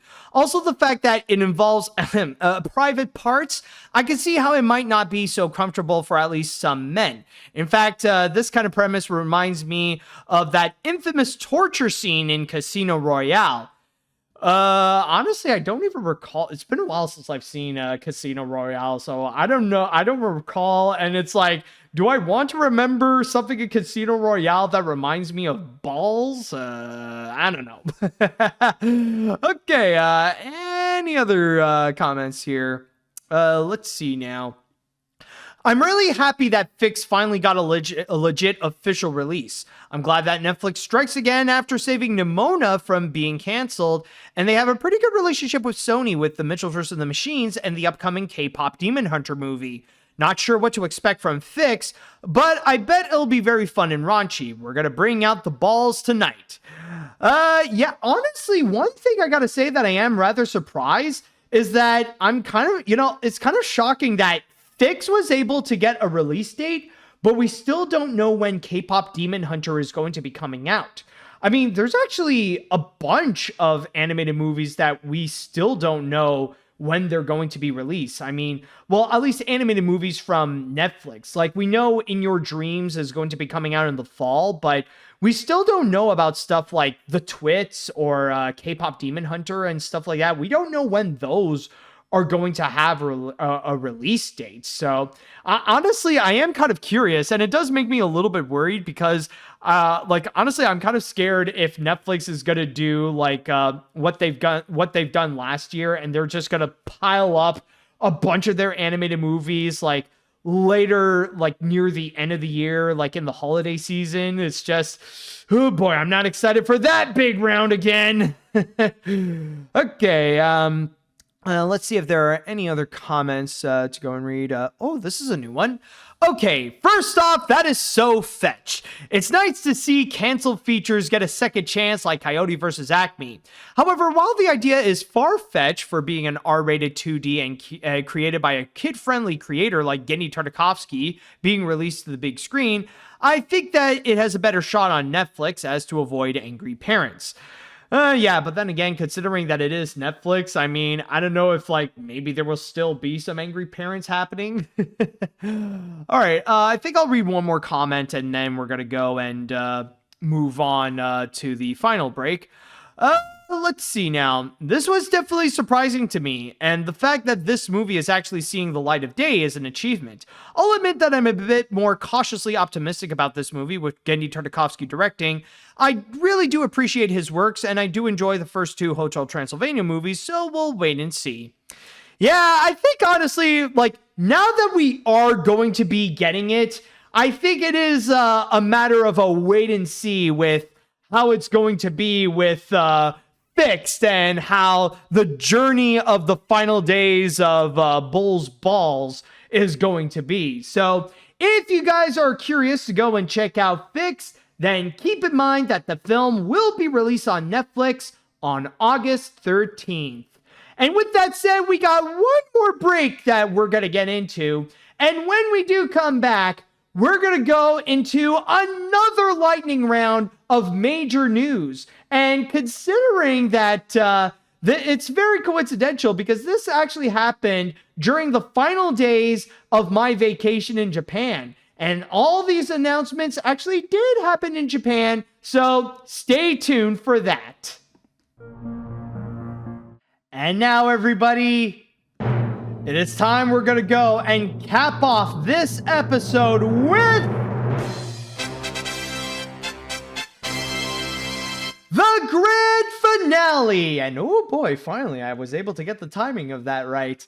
Yes, for this grand finale, considering that I came back from Japan, there's got to be at least one story that I have to talk about that is related to Japan.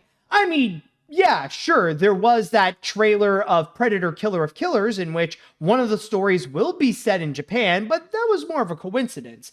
I mean something in which there was an event that happened in Japan in which I could go and talk about here. And coincidentally enough, it actually did occur, like I said before, during the final days of my vacation. In fact, I completely forgot about it up until like my last day in Tokyo, when I was looking through my phone, like just in like on social media and stuff. And then I saw like, oh, look at that. There was, this thing was actually happening. Now, I'll say now that no, I did not actually attend there because me and my friends were not like major fans of that franchise. And like our priority is to be in Japan. It's not to go into that particular event. But now that it did happen and they did all the major announcements, let's go ahead and check out what's been revealed at this year's Star Wars Celebration. Specifically in Star Wars Celebration Japan, in which in Tokyo, specifically in Chiba, there was the whole convention of Star Wars Celebration where they would go and as the title says, celebrates all things Star Wars. And in there, they actually made some major announcements about the future of the franchise, and it looks like things are going to be very bright with a lot of new movies and a lot of new animated shows that are going to be coming up. And this is not even to mention a lot of the video games and a lot of like the action figures and collectibles and all that kind of stuff. So we're going to go and highlight some of the big news that actually did occur. And on my source here in Kotaku, the first major thing that they went and revealed is actually a brand new Star Wars movie called Star Wars Starfighters, in which not only is it going to be directed by the same director of Deadpool and Wolverine, Sean Levy, but it also confirmed that the movie will be starring Ryan Gosling. And the production of the feature will begin this fall with a release date of May 28th, 2027. And then afterwards, audiences or the people who did attend Star Wars Celebration Japan, they actually got their first taste of the next Star Wars movie, which is Star Wars The Mandalorian and Grogu, which that film is going to be coming out on May 22nd, 2026. And on that trailer, they actually did get a little bit of a taste of what's going to be in store, not just with The Mandalorian and Grogu, but they also mentioned that in that particular trailer, they did show Sigourney Weaver, AT-ATs, or AT-ATs, Grogu using the Force, and the return of the Razor Crest ship. So apparently this is a trailer that really got audiences hyped up. Maybe sometime in the future, we will get to go and experience what that trailer has in store. But considering that it did get people excited, we will see, hopefully soon, what's going to be entailed in this. And personally, I'm just hoping that this is going to be a lot more like The Mandalorian that we got in season 1 and 2, and maybe not something like season 3 that got way too dependent on putting in so many references and connections to the Clone Wars animated series. And then afterwards, we also got an update on many of the other upcoming Star Wars movies, where at the most they just said that they are still in production right now. So stuff like the second sequel trilogy from Simon Kinberg, like from episode 10, 11, and 12, that's still going to be happening. We also got the movies from Taika Waititi and James Mangold, that's still going to be happening. And we're also apparently still going to be getting that Rey movie, apparently the movie that will show what happened to Rey after the events of the Rise of Skywalker. And by the way, just a side note, I almost forgot to mention that Star Wars Starfighter is also going to be a movie that will be set after the Rise of Skywalker, specifically 5 years after that particular feature. So yeah, apparently with these movies here, going back to the other films, apparently it says here that they're still going to be in production. They're still happening, and Lucasfilms is still committed to bringing these features to life. Now, those are the big updates in terms of the movies. Now, when it comes to the animated stuff, Well, that's apparently going to be a major deal, especially when this year is actually the 20th anniversary of Lucasfilm Animation. And a major way to go and commemorate that is that they have revealed a brand new animated Star Wars series called Star Wars Maul Shadow Lord, which will be starring Darth Maul. And yes, Sam Witwer is going to be coming back to provide the voice of Maul, in which, for now, what we do know is that it will be coming soon on Disney Plus in 2026.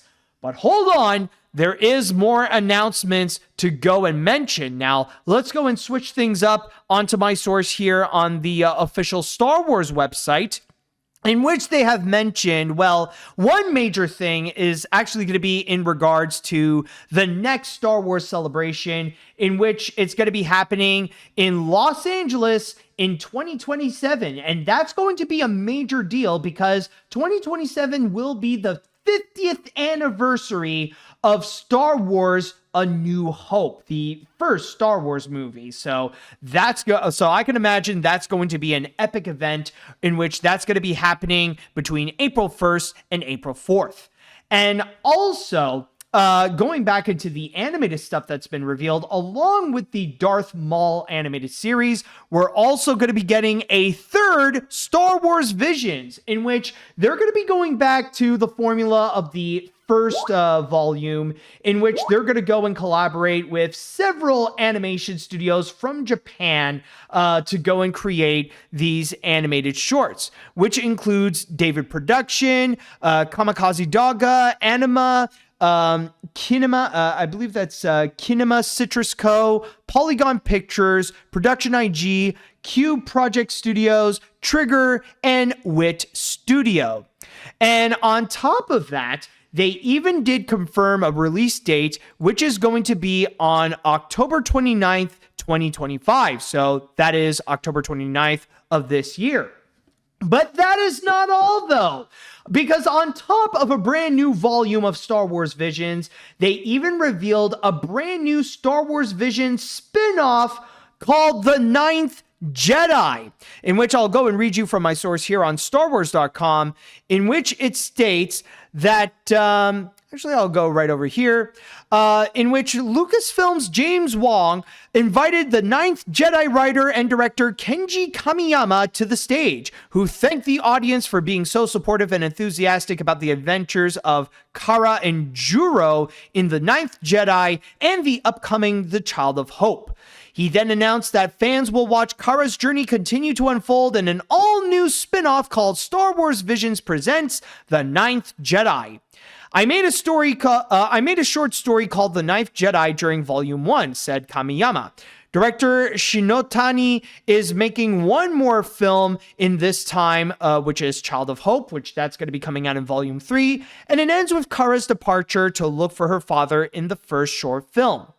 Star Wars Visions, The Ninth Jedi, features lightsabers that change colors depending on one's force, according to Kamiyama, and that Kara's father invented these lightsabers and has been kidnapped. So that's also going to be a major thing. So Star Wars Vision fans, I'm sure that's going to be something that will be a major treat for you all. So again, keep in mind that Star Wars, the Volume 3 of Star Wars Visions is going to be coming out on October 29th.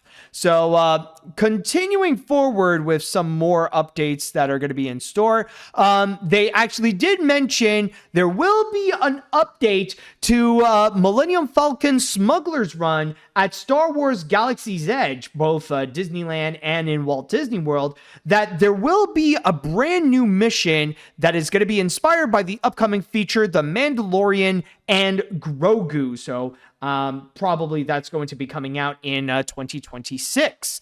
And then in terms of other major announcements that they have done, let's see here. Of course, they did talk about what's going to be in store with season 2 of Andor and the next season of Ahsoka. And then there's going to be a brand new season of Star Wars Rebuild the Galaxy, in which we will also be seeing different Lego types as well. As you can see, Ahsoka Tano here is not necessarily the same type of figure like you see with this chap right over here. And then afterwards, we also got some other like video game related announcements, including Fortnite and Star Wars The Old Republic. Let's see, we already got the announcements here related to the movies. And then on Disney Plus, they did reveal that there's now going to be a season 2 of Light and Magic. And they're not just going to talk about the Star Wars stuff. I believe one other project they did reveal that they will be discussing is actually going to be in regards to Pirates of the Caribbean Dead Man's Chest. Or from the sounds of it, it looks like they're going to be highlighting the effects that they have done on Davy Jones. So that is going to be very interesting to go and check out. And on top of that, they've also announced some projects related to comics, to books, to action figures, in which I know in Kotaku. Wait, is this an extra thing? Oh, no, I'll save that for a little later. Which I do believe, yeah, like apparently Kotaku is also like freaking out that apparently we're going to get a Turgle action figure. So that's going to be coming soon. And then this is something that is exclusive in Star Wars Celebration Japan, but they actually had an anime and manga pavilion. And this is actually pretty cool because this is like a little section in Star Wars Celebration where they would go and highlight not just Star Wars, but presenting like the anime, like the influence that it has in anime and manga, as well as highlighting the anime-related projects to Star Wars, like Star Wars Visions. And as you can see here, like there's also this big mural where you see a variety of characters from Star Wars Visions, and like you see like murals and art displays of giving a bit of a Japan twist to Star Wars, even one that's like right over here where you see like feudal Japan when R2-D2 like dressing up in some traditional Japanese garb over here. And they even had a special art collection from animators at Lucasfilm Animation where they paid tribute to Studio Ghibli in their own Star Wars way. And we even got some art pieces that they have actually done here in order to pay tribute to Studio Ghibli. Like this one over here with Ahsoka and Grogu, which is done by Dave Filoni. And then you move over here, like you got this little poster, a little poster of my co-pilot Chewbacca, done by Chris Madden. And I gotta say though, like I get the Totoro reference, but that Chewbacca over here is honestly a bit terrifying. And then we also got this nice little piece called The Force Rekindled by Ben Meng. And then we got a couple of oh no, not that one yet. But then of course we got another Totoro tribute, which is the Loth Cat Bus by Richard Lim. Very nice. Okay, this is the one that's like a two-piecer right over here called Meeting New Friends by Doug Chiang. So like you could tell the major Studio Ghibli-like influence, even doing some sketches based on a variety of characters, and you could see the Ghibli style like being shined through here. And then finally, there is we got a Skeleton Crew tribute in which it says here it is Springtime in At Aden by Katerina Kushin. So a very nice piece and a little element here to go and pay tribute to the works of Studio Ghibli in a Star Wars way. So this is pretty much all to go and highlight what has happened. And of course, there have been some other announcements like, more DLC stuff like Monopoly Go Star Wars Edition, or DLC of Star Wars Outlaws, like more Lego sets, and even a season 3 of Young Jedi Adventures. So all that has been announced and what's going on with Star Wars. And I gotta say, like, I'm not gonna lie, it does seem very fascinating, and it does have me very curious to see what's going to be in store with the franchise, especially with all the new movies that are going to be coming out, including The Mandalorian and Grogu, and now with Starfighter as well, starring Ryan Gosling. So honestly, with all this, it does show that, like, I know that in recent years that there's been a little bit of a low point with the Star Wars franchise. Like, yeah, there was a bit of a pickup, like with the Disney Plus series, but then, like, nowadays, like, the Star Wars doesn't necessarily feel as strong as it used to. In fact, like, even my interest, like, with Star Wars, like, kind of faded off pretty quickly after Mandalorian season 2. But now seeing, like, with the new movies that they're gonna have in store, and like with some of the new animated stuff that they have coming up, especially with more Star Wars Visions and how they're gonna go and expand onto that, it has me very curious. It has me interested to see, like, what else do they have? It makes me curious to see, like, with coming back to Star Wars, and how, like, maybe if we're going to see, like, this, like, another new age of Star Wars, like how things are after the sequel trilogy and after the initial Disney Plus shows. Like, maybe, it really does show that the franchise is definitely not dead, and that, we're going to see this new era, and it does look exciting. I'm not going to lie. So that's just a little thing that I want to go and mention and to highlight with what is in store, with not just the movies, with plenty of animated projects that are going to be coming up.